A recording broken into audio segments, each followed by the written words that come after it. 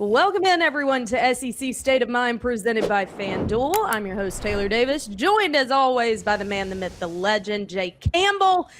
But we've got quite a guest. If you're watching on YouTube, you already know what's up. We've got Auburn's quarterback, Byrum Brown, hanging out with us today, getting to talk about his new role on the Plains. And obviously, Jay and I, being very proud Auburn alum, are pumped to get to talk to him a little bit. So, Byrum, I'm sure you've been told it many times, but War Eagle, welcome.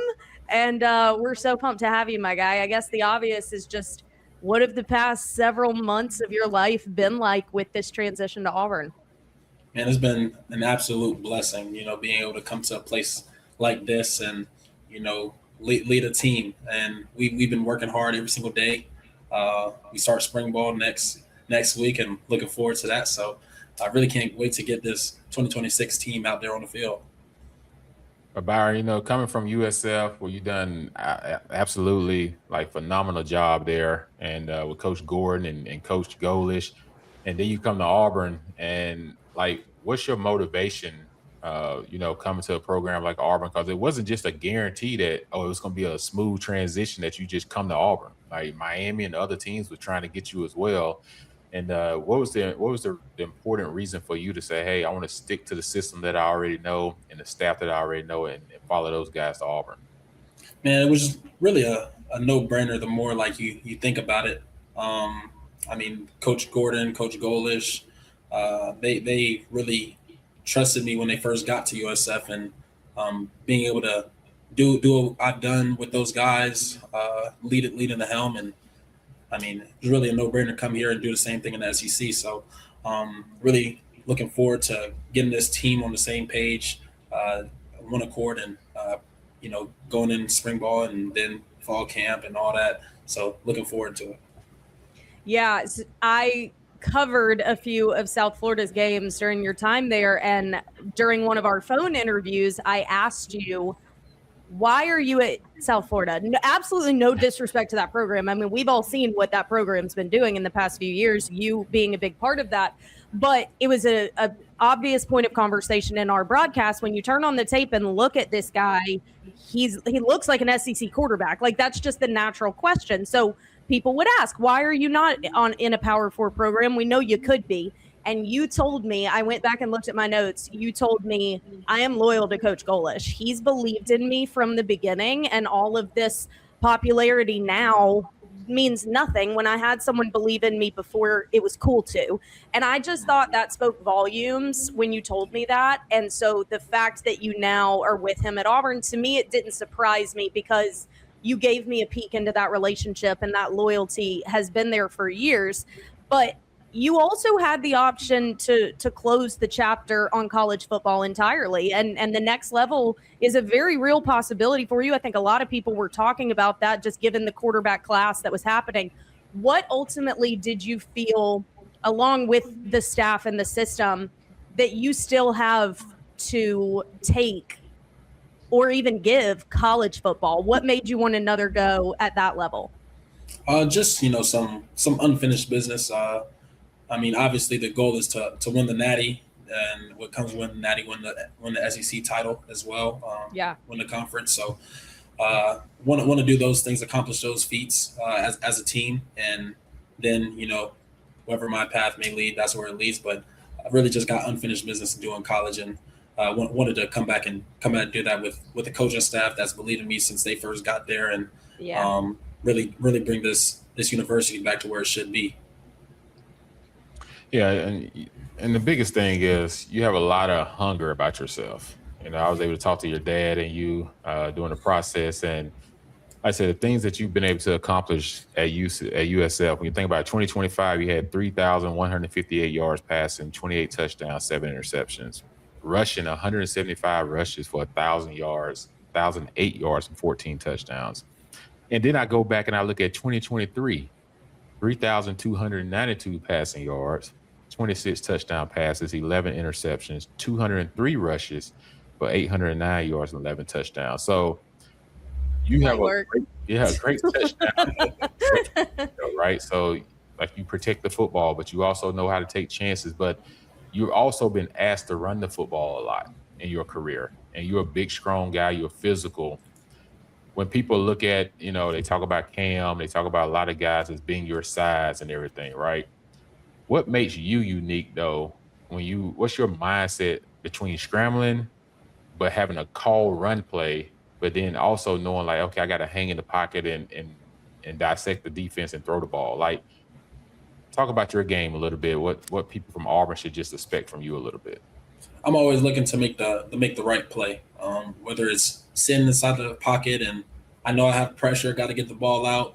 I know I'll take a hit, but I'm gonna get the ball out and inside the pocket instead of scramble around, try to make something happen. But when I do need to scramble, I can scramble. Always looking to pass first, and if no one's open, then I'll take the ball in my hands and run. Maybe get a little physical or jump over somebody, but try to get down and get out of bounds and live to see another day. Our Coach Gordon and Hato, they always preach turn negatives into positives and things like that. So if something's negative, I'll try to do my best to at least make it a 0 and then 0 to a positive. So that's my play. I'm gonna try to do the right play at all times and always take calculated risks. Had a high interception ratio like 2023. Turned that down this past year and looking at doing that even more this year. Jay, let me tell you a funny story from one of the games last year. There was a matchup earlier in the season before I saw you guys where there was a turnover on the very first drive, and Coach Golesh came over to talk to you on the sidelines and was kind of irritated.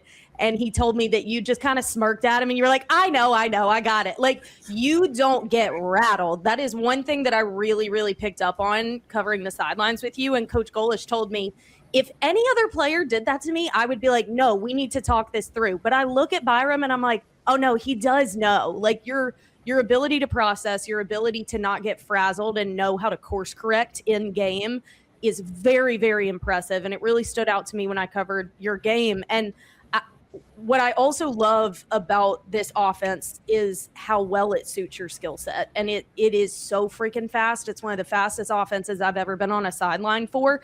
You've got receivers might as well be lined up in the stands. You use the entirety of the field. For people that aren't super well versed in this system entirely, what do you think are the advantages of it that you have found that work with your skill set? Honestly, I got a strong arm, so I can make those throws when the receiver splits are out wide, down the field. I can run the ball. We got tremendous backs that can run the ball. Yeah. Receivers that can just get open. Tight ends get open, be physical in the run game and in the pass game. So, and then our O-line's in like the best shape ever. So, they're able to, just keep going when defenses get tired. And, we tire defenses out. So when they're tired, we just keep getting stronger and stronger and stronger. So that's really what I guess suits me, just everybody around me, them doing their job and just me delivering the ball and letting them make plays. Tell you what, I'm excited to see, you were 17 this year, slinging around on the planes. I think that's going to be pretty cool to have the aspect of me calling the games on the radio and being able to say, hey, 17 on the pass, Byrum Brown. Like, I think that's going to be special. How did you get the number 17? Because you wore it at USF, and then Xavier Atkins has 17 as well on defense. So both of you guys are like top tier guys for the football team this year, both wearing the same number but on the opposite side of the ball. First part of the question is, how did you get the number when you was coming of age? And then I guess my second part is, you talked about how fast y'all go. Just tell Taylor a little bit about the competition Wednesdays that y'all have going on right now doing workouts. Okay. All right. So we'll start with the number. High school, I got to choose. I was like in the back of the line, so I only got to choose between two numbers, 17 and 18. I went with 17. Then I went home and told my dad. He said Doug Williams wore 17. So then I was like, okay, Doug Williams wore 17. Okay, that's smooth because he's a Commanders fan. Mm-hmm. And then I just stuck with it. Never been a fan of switching numbers. So once I got 17, I stuck with it all the way through high school. Was able to get it in college, and then able to get it here. So that was lovely. And then competition Wednesday, Warrior Wednesday. Warrior Wednesday is there's different stations.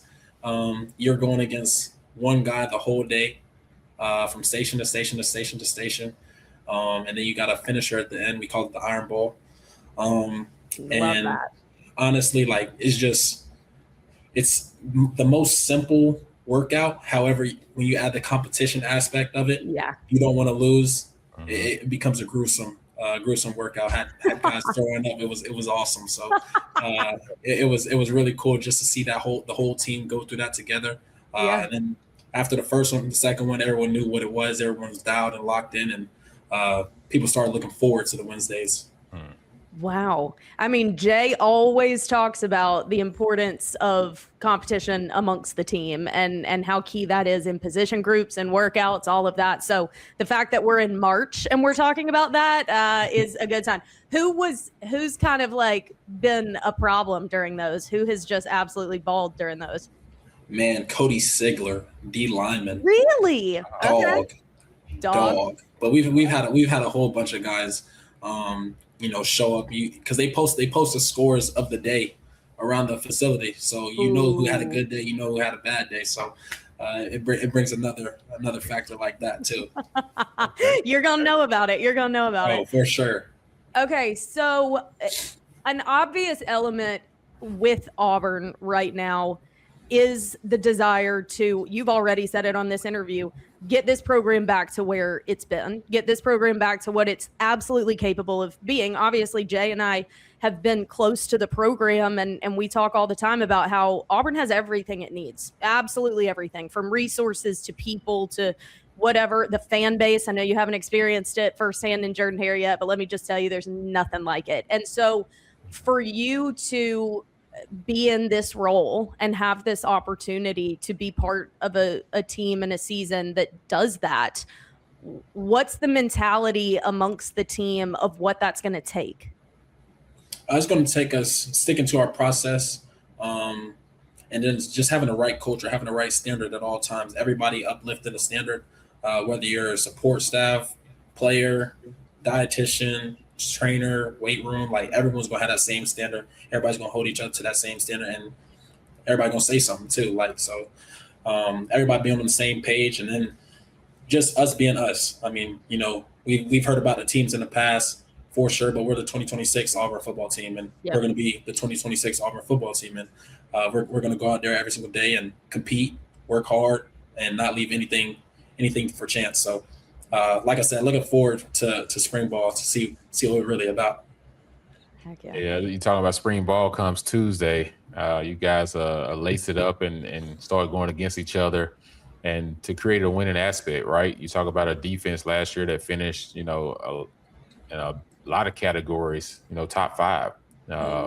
So you got a lot of those guys that return, some key players, and everything. But then you think about an offense that bringing in a guy like yourself, but also Keyshawn Singleton, a couple of guys that came with you from South Florida that play receiver for you, that you don't have to kind of relearn bodies and everything. But you think about how important was that, keeping some continuity of being able to bring some of those receivers with you that you already kind of know each other. And now it's just it's the same offense, same players, just different conference. Like, how much do you feel like that helps you guys to move things along a lot faster? Man, I think it helps us like tremendously. Simply for the fact, like, we got people in every position room on the offensive side of the ball.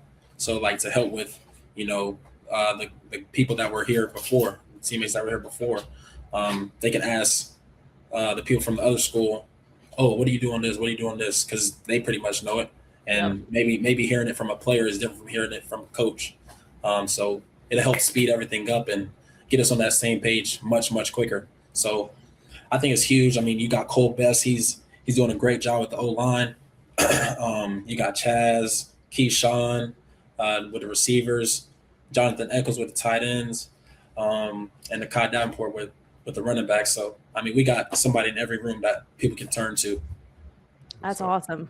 Yeah. Keyshawn's young too, right? I feel like I remember covering, I mean, as a true freshman, he was out there contributing, and I think he may be a junior. I mean, like, there's so much good to this group? What's been added? What remained? Like you already said, Xavier Atkins sticking around. Like there's just so much that makes sense with this group.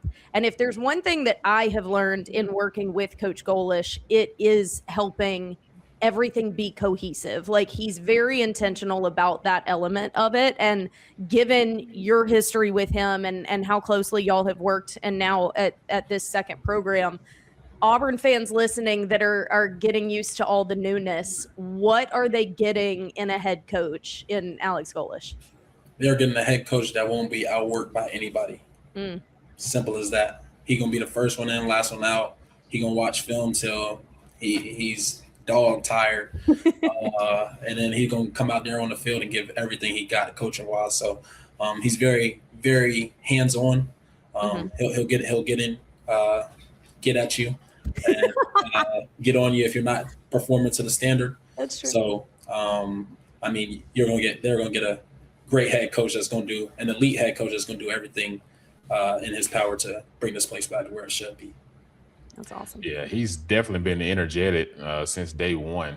I had to ask him one time, I said, have you even sat down with your family and had dinner yet in Auburn? Because he's always at the facility or he's always out recruiting. Yeah. Or he's trying to, get a leg up because he feels like he's playing catch up, right? At the end of the day. So you definitely speak facts there. You talk about a guy that's showing the effort, putting in the time. He's definitely doing that. Him and the entire staff. Those guys are all putting in work right now. Byron, you've been at Auburn for, 2.5 months? Yes, sir. Talk about what's something that you didn't expect. You're like, dang, this is awesome. And what has been your greatest memory so far since you've been at Auburn? As far as I'm pretty sure you feel like a rock star walking around campus. There's everyone's going to know who the quarterback is. And that's true. It's hard to miss you, man. Like you sit 6'5", 6'6", so you're a big guy. So everyone's going to notice you around campus. What's been some of the things so far that's impressed you about being at Auburn? Man, really just like the fans, like everyone that comes up to you. It's not like, oh, can I get a picture or bombarding? It's welcome to Auburn. Everybody's so genuine. And I mean, it's like that for the first couple of weeks at some places, but it's been consistent.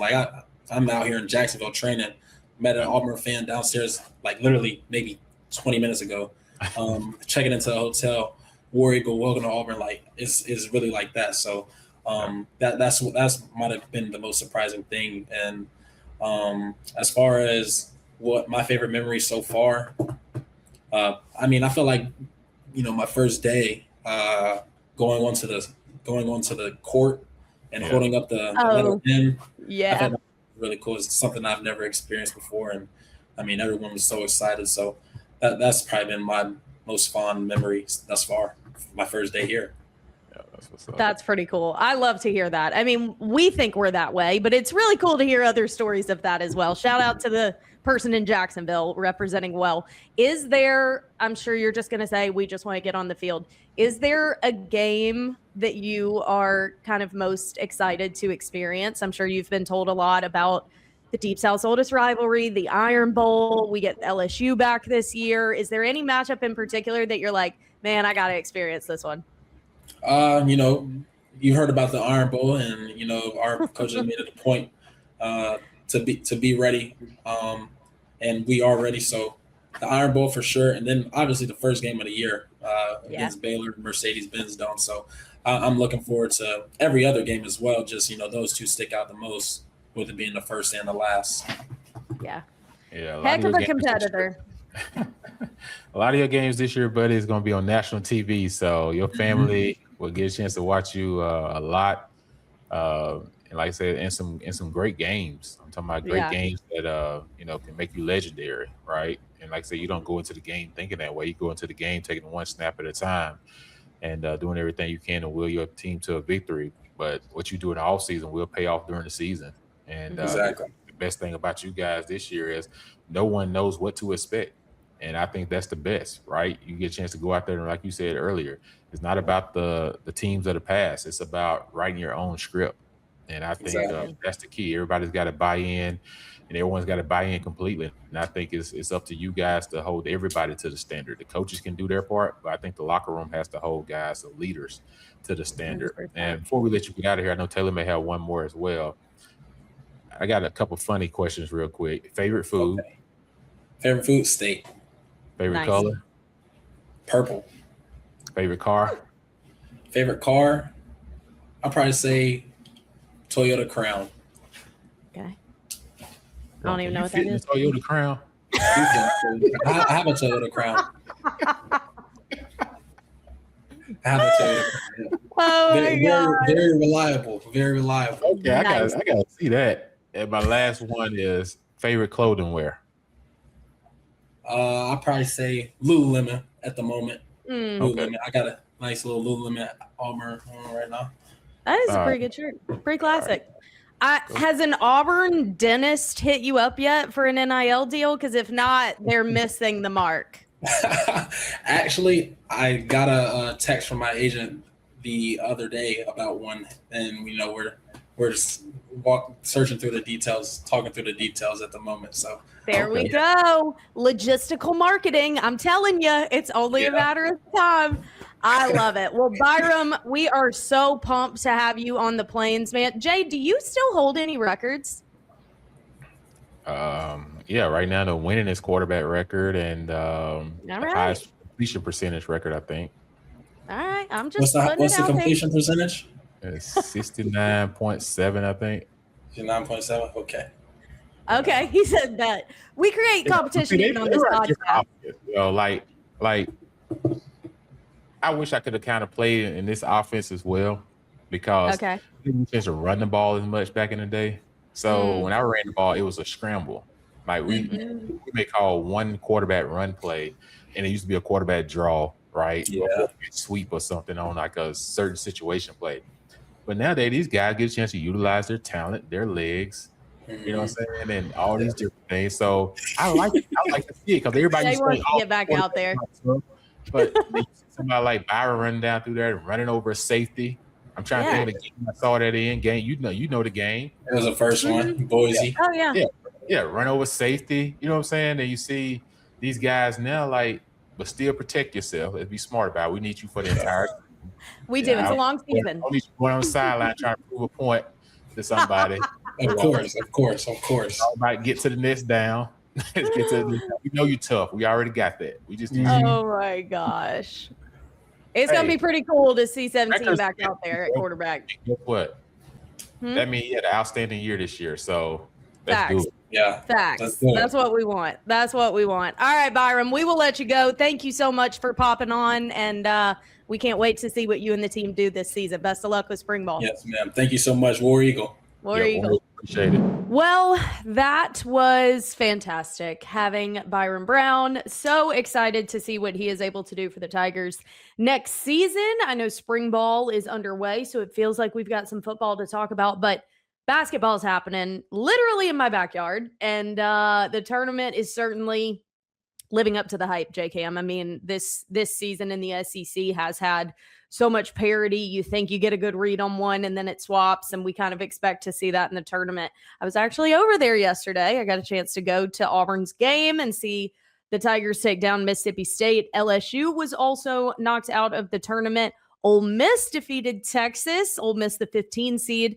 and Texas, the 10 seed, sent the Longhorns home, and South Carolina was eliminated as well. So there's games happening today. Auburn, it will be taking on Tennessee here in just a couple minutes, but first round games definitely delivered. What's your take so far?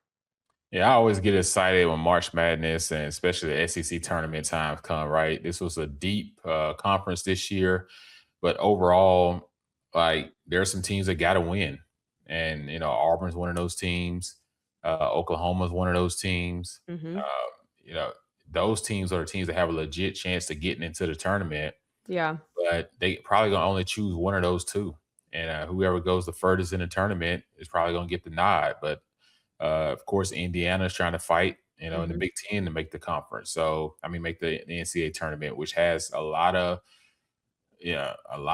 weight weighing on that one because of the SEC as well. So there's valuable teams across the country. And Taylor, there's always a team with a losing record that's going to win someone's conference tournament and going to get in and knock some teams out. So it happens every year. That's why you tune in. That's why you get on the edge of your seat. But like you said, it's been a great tournament so far. Kentucky LSU game was really good. Kentucky Missouri game today was really good. Looking forward to the Auburn Tennessee game to come up. But then also, the real ones start Friday, right? I know. So, you get into the thick of the tournament on Friday. So Nashville is a great city. Like I said, it can either be cold or it can be warm. But all right. basketball, I just think warm weather, but we in that basketball. We in Nashville. You gotta let it be in Nashville. But it used to be in Atlanta. Yeah. But I digress. I mean, it is an indoor sport, so it's okay. Either way, we're gonna make it work. That's not the point. I gotta walk outside. I gotta walk to restaurants. All right. And I'm thinking about the people, not the players. The people. Yeah. Very true. The whole experience of it all, because Bridgestone is right there next to Broadway. And I know any of you that are going to the tournament are probably going to Broadway as well. You did bring up the Auburn element. And given the fact that we just interviewed Auburn's quarterback, I might as well stick with the Auburn conversation, because Auburn really is a bubble team right now. And what you saw against Mississippi State definitely felt like the team that could do something. You've seen multiple versions of this Auburn team this season, and that one was one that you have a bit more confidence in, but obviously they need to win. We get that. But what does Auburn need to show to provide confidence that they could be a March Madness team that actually contributes and maybe plays spoiler a little bit? Well, they need to get some of that early in the season rhythm that they had. Yeah. They played against Houston. They played against St. John. They beat Arkansas, a good Arkansas team at home. They fought back in the Kentucky game, won that one at home. That was a hard fought game. So they're capable of playing tough games when they play defense. That's the key. You got to play defense. You're not going far in any tournament if you don't play defense. And I think yesterday in the Mississippi State game, the first half was a lack of defense at the top end. And you saw in the second half, things switched. They went on a 21-2 run because they started tightening up their defense. They started playing a little bit more aggressive down in the post. You look at Murphy, 15 points, 9 rebounds. He had a great day against his former team. When you think about that, and Overton got hot, right? So you got to be able to shoot the ball well in this time of the year to go deep as well. So I think for Auburn, they get a good Tennessee team today, and their freshman is back. Nate, who was out for a little while, just come back for this ball game. So I look forward to seeing how they perform today, because if they could beat Tennessee, and you talk about getting your rhythm back before you get into the tournament play, right? We've seen this year in the SEC, it's anybody's tournament. Florida's probably the only team that I say are head and shoulders above everybody else. Yeah. But most teams are kind of equal, or there's not that big of a difference between the dynamics. It's just about who shoots the ball better that day. Right. Yeah, it's definitely going to be interesting to see what the perception is of Auburn when all is said and done. And everyone knows the tournament is kind of going to be the determining factor. Funny story, let me tell you, from my time over at the arena yesterday. I got there during the LSU Kentucky game, and I was walking around the concourse. And all of a sudden, I notice in front of me, Bruce Pearl, just walking around at the concession stand, enjoying himself. Couple kids stopped him and asked for pictures, but really he just was minding his own business, doing his own thing. My guy went over to a photo backdrop that was set up on the concourse that had the SEC tournament trophy in front of the backdrop and handed his phone to the attendant to take a picture of him with the trophy. I was like, my guy, you won one. What are you doing? It was so funny. It's like when you used to see your teachers in the wild, out of school, and you'd be like, what are you doing here? You know what I mean? But Bruce was just soaking it up, being a fan, being a normal guy. It was pretty wild to see. I'm not going to lie. Well, that's the thing, right? You get a chance to live. A lot of people don't realize when you're playing, coaching, same with you, Taylor, you're involved in sports, and you travel so much to games. You Yeah. don't really get a chance to really enjoy it. Enjoy it. Totally. Like, I tell people all the time, when I was playing sports and my whole year was kind of calculated on what you're supposed to be doing, training wise, nutrition wise, getting ready to play a full season, you don't get a chance to enjoy it because you're in the thick of it. And Yeah. it's always pressure to perform. It's always pressure to make sure that you're on top of what you're doing. And when you finish, it's the time that you look back and say, dang, that was hard. But and you realize like it didn't feel that way as much when you was in it. Like, you know, it's hard, but you really see how hard it is once you're out of it. And you say, Right. you know what, God, I'm grateful. You know what I'm saying? Yeah. Like, I'm blessed. Like, you see things from a totally different lens. I feel like for him, he's probably like, man, I get a chance to do something I haven't done in 35 years. That's Just be a fan. Down and just be a person and a fan and just enjoy the game. And and that's what it's all about at this point in time. FanDuel has Auburn 100,000 plus 100,000 to win March Madness. Yeah, those aren't great odds. I'm not gonna lie. Plus 20,000 to make the Final Four. Yeah, so hey, you know. Yeah, bettors, I don't think are leaning Auburn's way. Are you gonna do a bracket? We're doing brackets, right? Yeah, I do a bracket. You know, I think I beat you last year, but you know. I don't think that's true, but we can roll the tape. All right, that's going to do it for us this week on SEC State of Mind. Once again, we are presented by FanDuel. Thank you so much to our partners over there that make the show possible, as well as Believe Podcast Network. If you haven't already, make sure you subscribe wherever you listen to us. That's Spotify, iHeart, the podcast app, all the places. And if you prefer video format, you can find us every week on Believe's YouTube channel. So shout out to Byrum Brown for coming on, being such an awesome guest. We've got a few more in the works, people, and they're good. Not to bury the lead, but they are. So you want to hang with us through the off season, and college football will be back before we know it. But everyone enjoy the rest of the basketball tournament until we talk next week. We'll see ya. Peace. Peace.